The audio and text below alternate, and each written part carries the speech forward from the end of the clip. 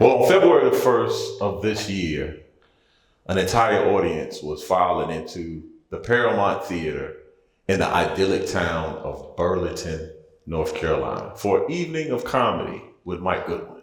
Mike Goodwin, who you've seen on America's Got Talent. Mike Goodwin from Dry Bar Comedy. Mike Goodwin from Sirius XM Radio. That's me.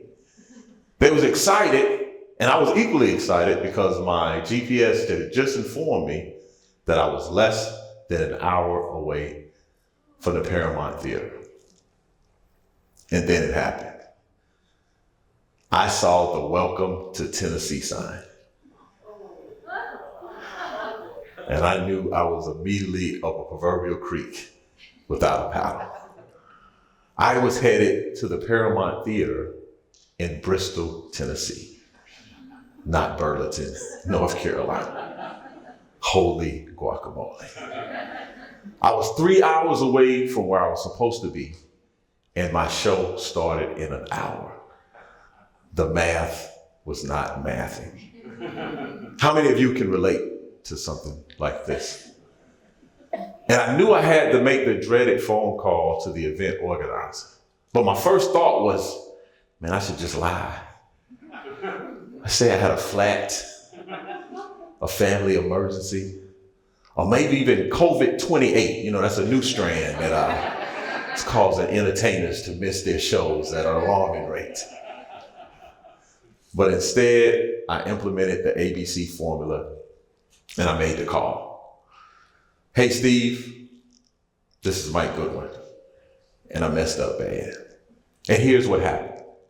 Fortunately, we were able to reschedule, and a week later, I showed up on time at the right location, and the show went off without a hitch. We've all been there, right? Maybe not missing a show in another state, but making a mistake so big that it feels like the ground is going to swallow you whole. These are the moments that define us. Not just how we handle the mistake, but how we handle the situation and the people involved. Over the last 10 years, I've been a professional comedian, and I've had to navigate awkward moments on stage in front of a live audience. And I've developed what I call the comedian's mindset. What is the comedian's mindset? And how can adopting it help you transform awkward moments and difficult conversations into opportunities for connection and understanding? How can you turn those Paramount Theater moments into something positive, something that can help you bring others together? Some of those situations where we might encounter awkward moments or difficult conversations might be a workplace misunderstanding, a tricky conversation with a crazy family member. Some of you are probably visualizing that crazy family member. If you're not visualizing anyone, you're probably the crazy family member. Or a major professional mishap, like in my story. In those situations, our common response typically falls in one of two categories. We either avoid it or we confront it.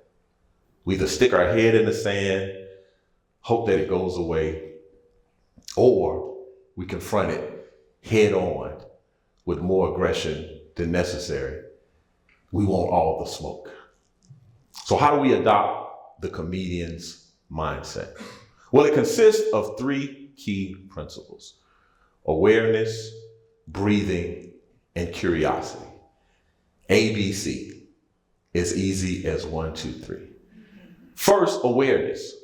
In my situation, I was so distracted because I was on a phone call that I missed all the signs. Literally, I was headed in the wrong direction. Being aware means tuning into the moment, noticing all the details, and understanding the emotional landscape. Had I been more aware, I might have caught my mistake sooner.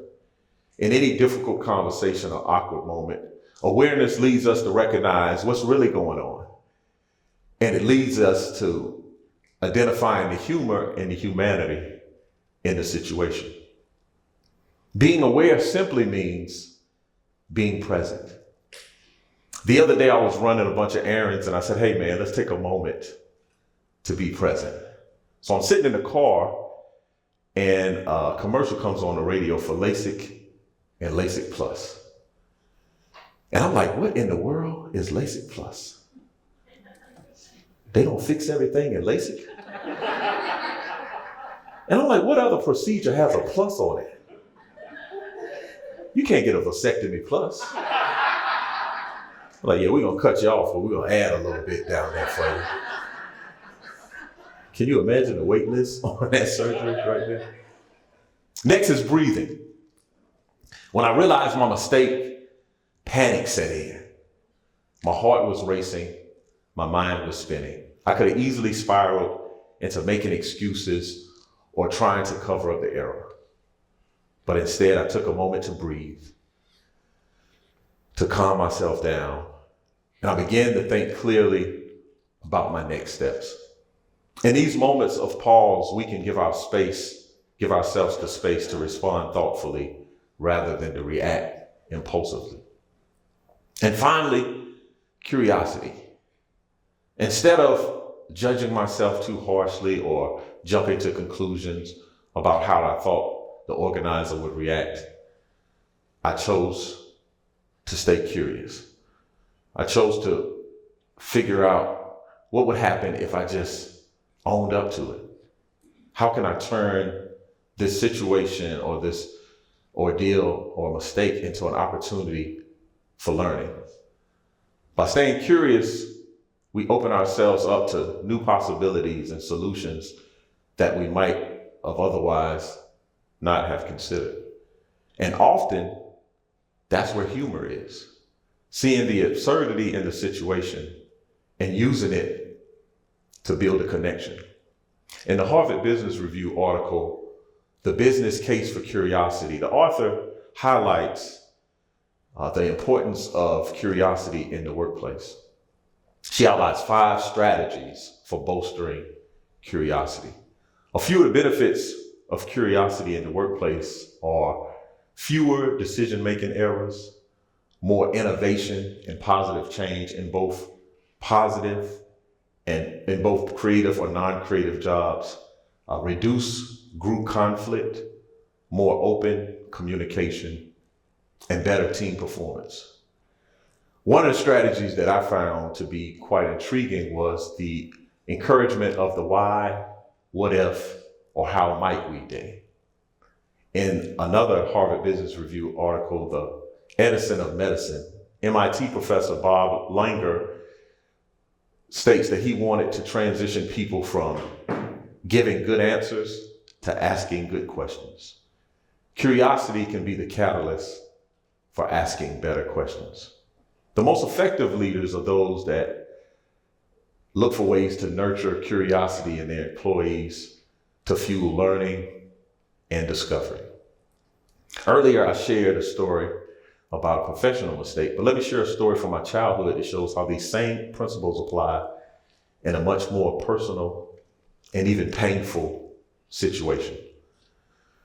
I remember when I was 8 years old, my parents got into this huge argument, and it quickly escalated from a verbal argument to a physical one. My father ended up throwing my mother on the ground and leaving out of the home. I'm 8 years old.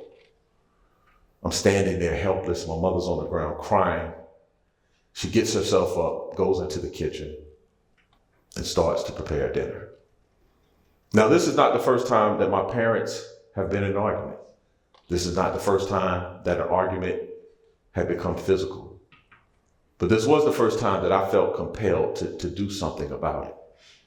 But I'm 8, and I really don't know what to do. And then I figured it out.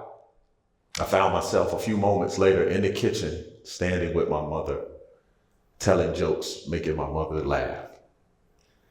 Looking back, even as an 8-year-old, I instinctively employed those principles in a time of stress and difficulty. Awareness. In that moment, I was keenly aware of the sadness and the pain that was happening in our home. My mother was hurting, and that weighed on me heavily. Breathing. I didn't panic. I got control of my emotions. I took a breath to calm myself down. And I began to think about what could I do to improve this situation. And then curiosity. Instead of feeling completely helpless, I stayed curious. I thought to myself, what can my little 8-year-old self do to help in this moment? How can I bring some light to this dark situation? And it occurred to me. Curiosity led me to my superpower, humor. I thought it would be a good idea to tell my mother some jokes, and it worked. Now, my jokes didn't solve all our family's problems, but it made my mother laugh, and that's exactly what she needed in that moment. Now, my mother, not only was that sad story the beginning of what I saw my comedy to be, my mother's provided great comedy material for me throughout the years. Like, for instance, I look at my children. My children have a very different childhood than I have. If my children have a question about anything, they can just Google it. I couldn't Google stuff when I was a kid. When I was a kid, if I had a question, I had to go to the Encyclopedia Britannica. I felt like it weighed 1,000 pounds. And I was a weak little kid, so I had no information. I remember when I didn't know how to spell a word, I would ask my mother how to spell a word. You know what she would tell me? Look it up in the dictionary. I used to be like, Mama, I don't know how to spell the word. Y'all, I spent 4 weeks in the L's looking for elephant. I was like, I don't see that word, Mama. I see leprosy and licorice. That's not the word I'm looking for. But in both of those stories, a missed show and a childhood moment of family tension, the power of the comedian's mindset illustrated the ability to transform a difficult situation into an opportunity for connection and understanding. Whether in professional settings or deeply personal ones, the principles of awareness, breathing, and curiosity can help us navigate life challenges with a sense of humor and empathy. Looking at how I handled the situation driving to another state made a big difference in the outcome. By owning it, staying calm, and having a great sense of humor about it, I was able to turn a potential disaster into just another story in my career, one that I can laugh about now and share with you. When I think about that moment with my mother, I think about the power of humor even in the darkest times. That's the power of the comedian's mindset. So the next time you find yourself in a challenging moment, in a difficult situation, remember these principles. Be aware of what's going on around and within you. Second, breathe.